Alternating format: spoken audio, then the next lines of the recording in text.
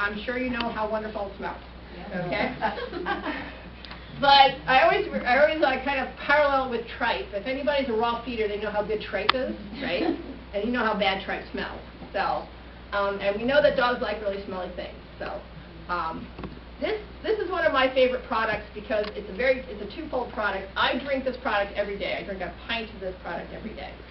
And it's really hard for me because I'm not big on fish. I don't mind sushi because sushi doesn't taste like fish, but I don't like anything that tastes like fish. And I was just talking to my sister about it today, and I'm like, man, the aftertaste is like eating a sock that's been in a gym bag for like a month. This is that bad. But wait, you drink it with a straw? No, I hold my nose and just drink it down. Oh, but let me tell you, the B vitamins and the omega, I had knee surgery when I was 12. I dislocated my hip and I broke my back. And if I'm not on this, I'm not walking. I don't have to take anything else besides this. And I also had mercury poisoning 3 years ago because I swallowed one of my childhood fillings, which then gave me leaky gut. Okay? And I had eczema. It damaged my kidneys, my adrenals, my heart, my thyroid. But I don't have to take anything as long as I'm on this. Which that's what, so I can attest to my own products. This is actually a human recipe. It's Asian fish sauce and fish bone broth. Okay? So there's nothing, wrong with a human consuming this. This is a human product. The recipe came out of a human book. But this is twofold. We boil down fish bones, including the head, the scales, the eyes, the brain, everything. Cook that down for 24 hours. We take that liquid off, and that liquid is bone broth. Now, what you're after in the bones is what's called the gelatin, okay? And the gelatin is a peptide, or part of a protein made of glycine, proline, and arginine. And that's the building block of every body, dog, cat, human, okay? Now, we stop making gelatin, or the medical word is collagen, when we reach maturity and we start becoming wrinkled and broken down because we're not making enough collagen. Now, if you want to repair a joint, you've got to provide collagen. If the body can't make it, you've got to provide it from the outside, okay?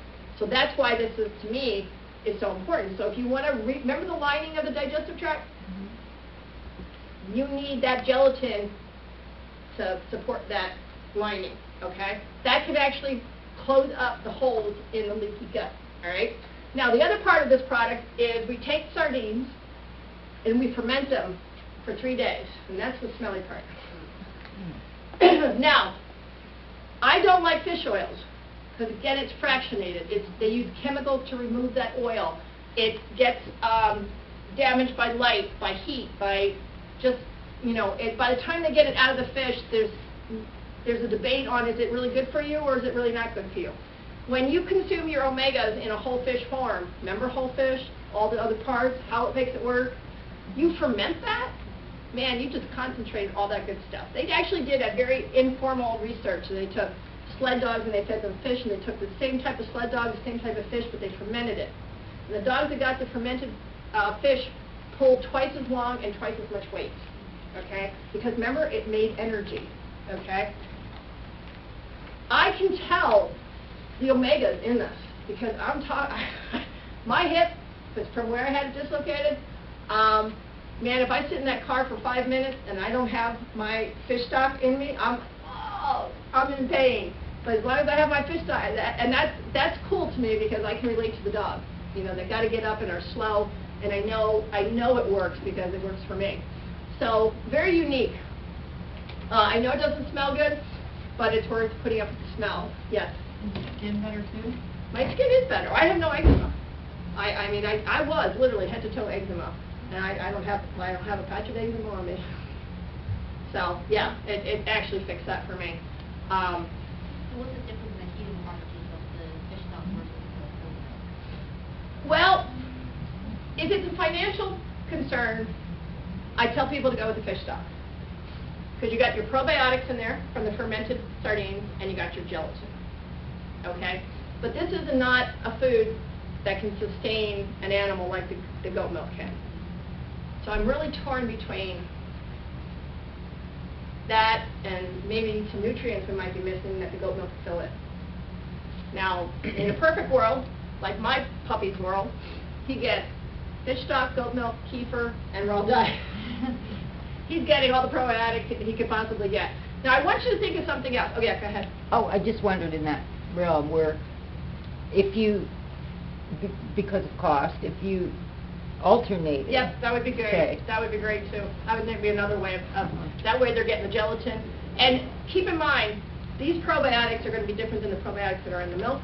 That's going to be different than the probiotics in the kombucha that I use. You know what I'm saying? And we want as full spectrum of probiotics. And this is another thing I want you to think about. So my puppy, he's about 100 pounds, so he doesn't look like a puppy anymore. He's only 9 months. Had some fish stock and came outside, and my grandson and I were sitting on the porch, and he was eating some grapes, and my dog comes in and sticks his tongue right in the grapes and takes a lick and goes, I'm not interested in grapes, and walks away. And then my grandson picks that up and pops a grape in his mouth. And I get excited because my grandson just got an inoculation of probiotics. And that's something we need to think about. And I want to start a campaign, and the rest of my company thinks I'm crazy. I want to start a campaign. Put the probiotics back on the shelf and kiss your dog every day. Think about it, right? Because you can make your entire family healthier by feeding your dog these products, because we all share. It's well known. You don't even have to touch the dog. Just because the dog touched something and you touched that thing, you now shared those probiotics. So when people are saying they're scared of raw diet, I say, you're crazy. I want you French kissing your dog every morning. Yes, go ahead. I get very allergic to fish, and I've avoided any products with fish in it for fear of the allergy. But are the proteins changed in this?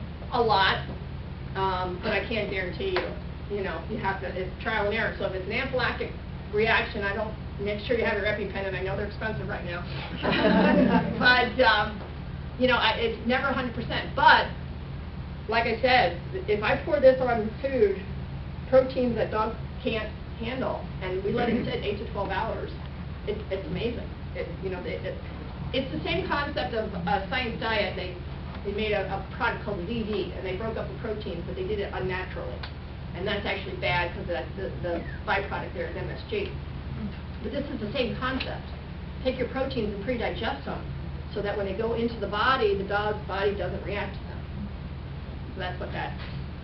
Now, the other benefits to this, obviously, is joints, but where this really comes in is kidney, and we've seen a lot of positive results.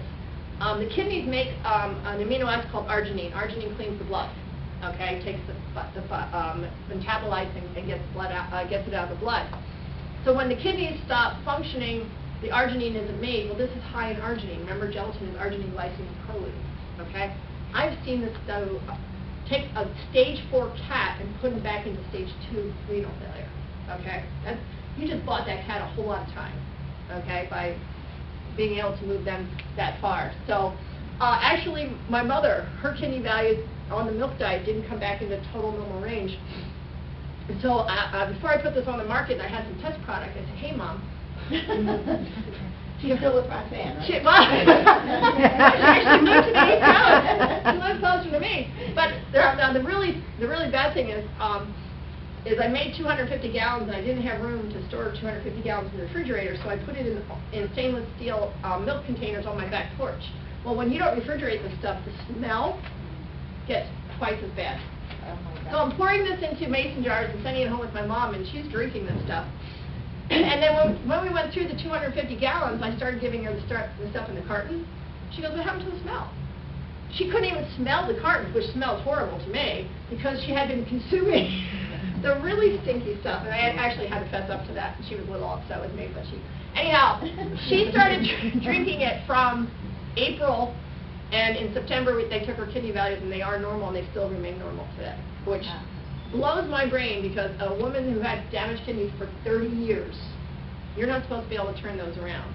And the really fun part about that is my mother went to Bahrain to visit my brother. That's a 19-hour flight, okay, which is amazing after she did the milk diet. And she stayed with them over the holidays, and she came back, and then I started her on the fish stock. And then my brother and his wife came back to visit to the States in October, and my sister-in-law does hair for a living, and we were having a wedding, and she's doing my mother's hair, and she goes, "Julie, you have twice as much hair as you had when you were in Bahrain. What are you doing?"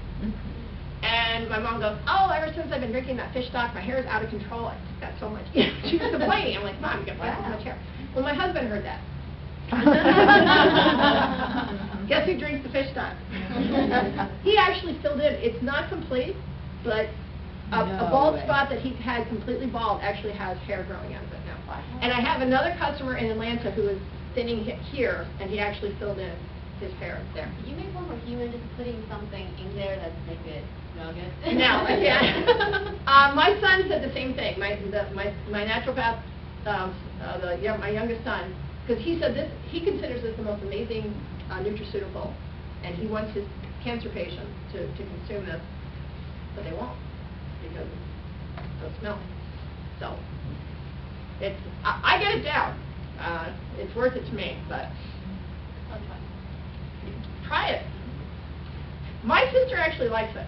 So again, it has a really long shelf life. I tell people 2 weeks in the refrigerator. Remember, I fed it to my mother for 6 months on my back porch. I can't figure out if this can go bad. Okay? I've never seen it go bad. I mean, So, even these days, like when I put mine in my fridge for like a month, yeah. it doesn't go bad. It does. It's still good. It's still good. Okay. Yeah. I highly recommend maybe a separate container with a lid on it, a big jumbo Ziploc bag, separate refrigerator. I have mine on the door of the refrigerator, so every time I open it, I get a whiff, and then I don't want to eat anymore. So I use it as a diet. Okay? Like, oh, okay, I don't need any more. So it is a little crazy, but it's worth it. This is what I was talking about, where you ferment down the meats to make them more digestible and less allergic. What we put in our meat products is either kombucha or whey. Are you guys familiar with those two things? Okay, kombucha being the fermented green tea. The kombucha, like the kefir, ferments with a combination of bacteria and yeast, so you're getting some really unique metabolites in the kombucha. The whey is a byproduct of cheese fermentation. So to move on to our meat products, we do have a limited ingredient diet. It's only your meat, organ, bone. We ferment it with the whey.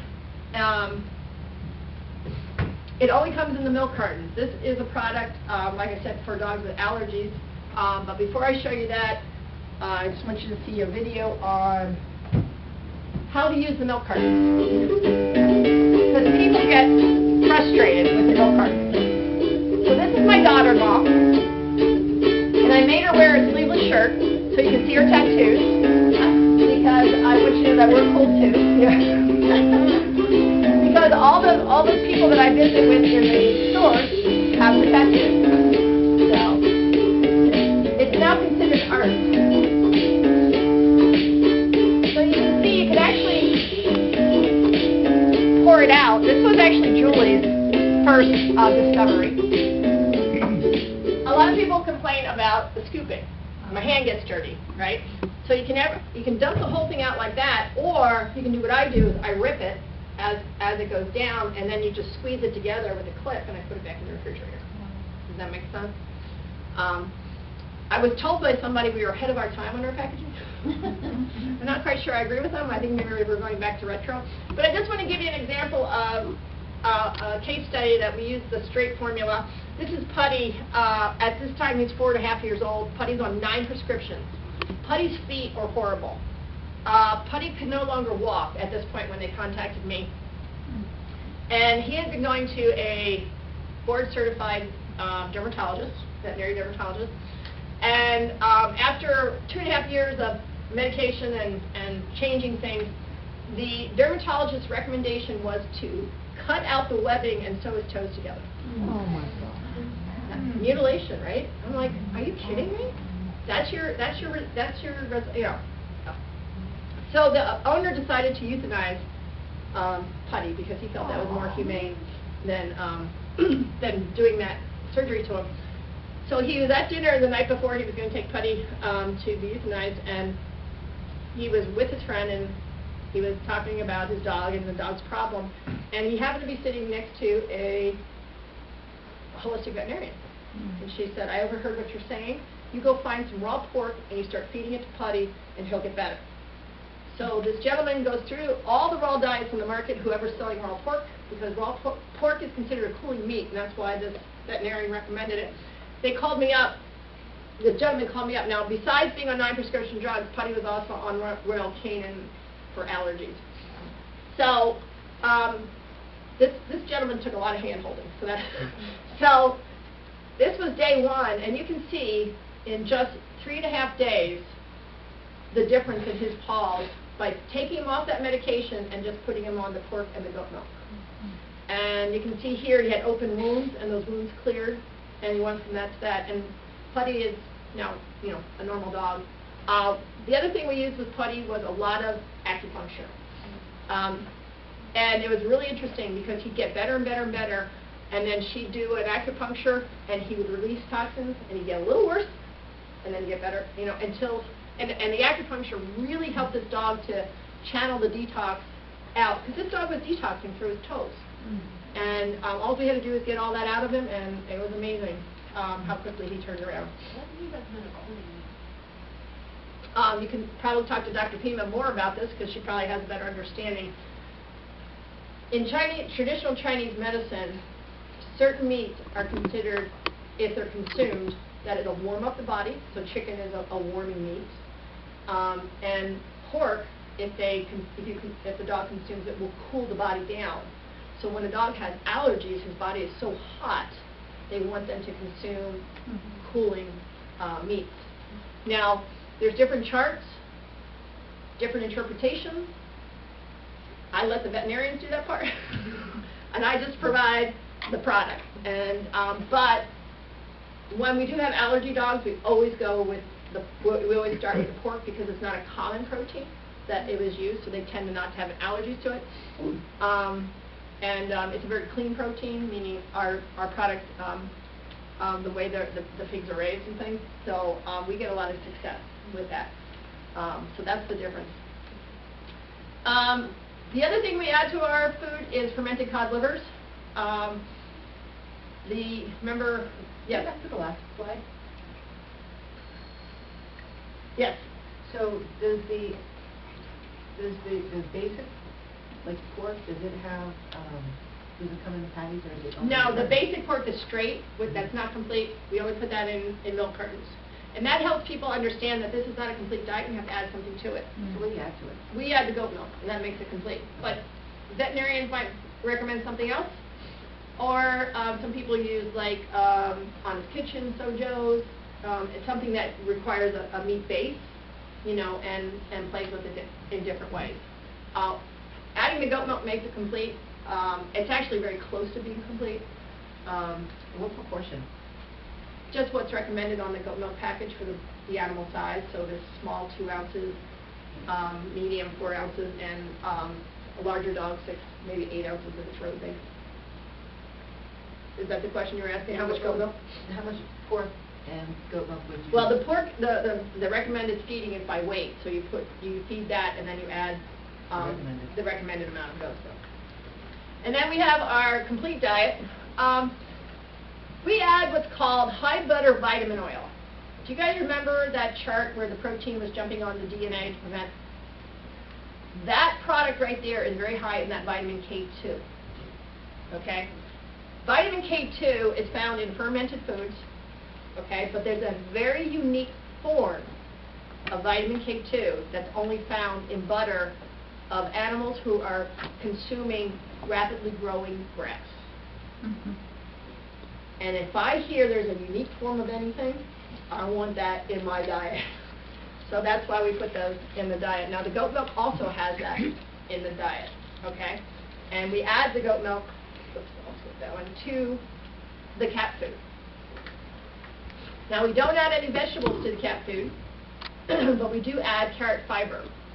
And that is to mimic the hair in the diet, so that it would, it provides insoluble fiber.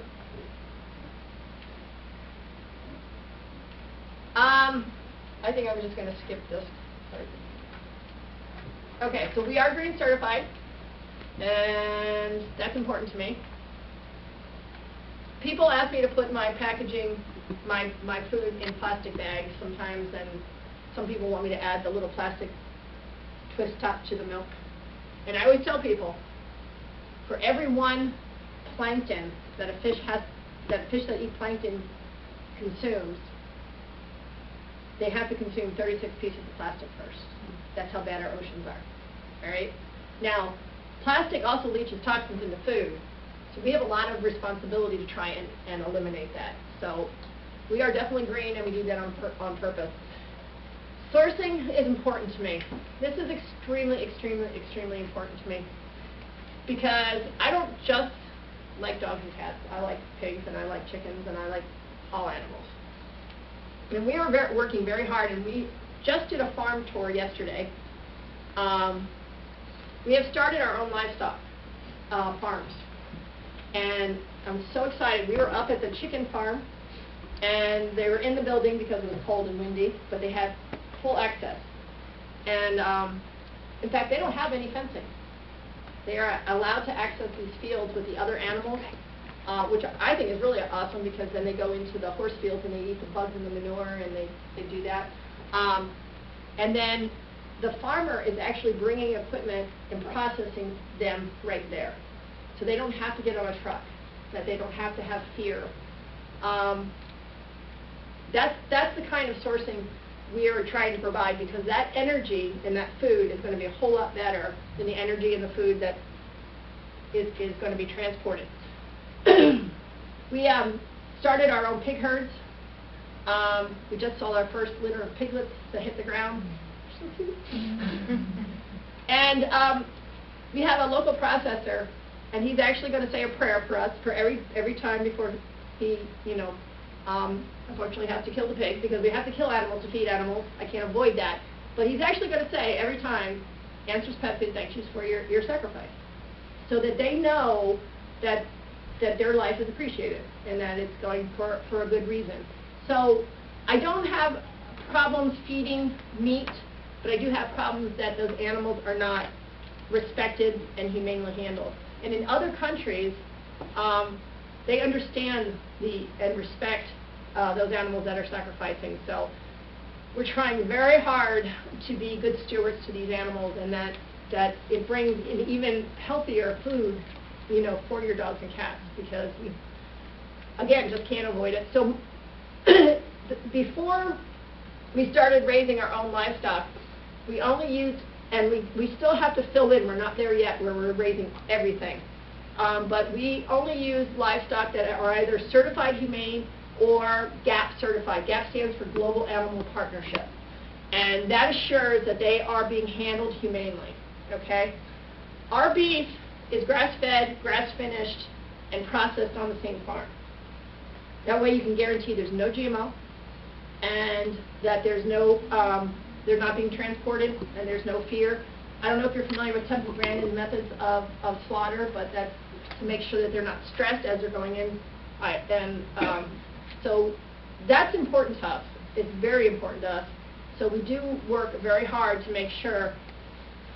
Throughout the years, we've improved, and I'd say we're about 99.9% organic now.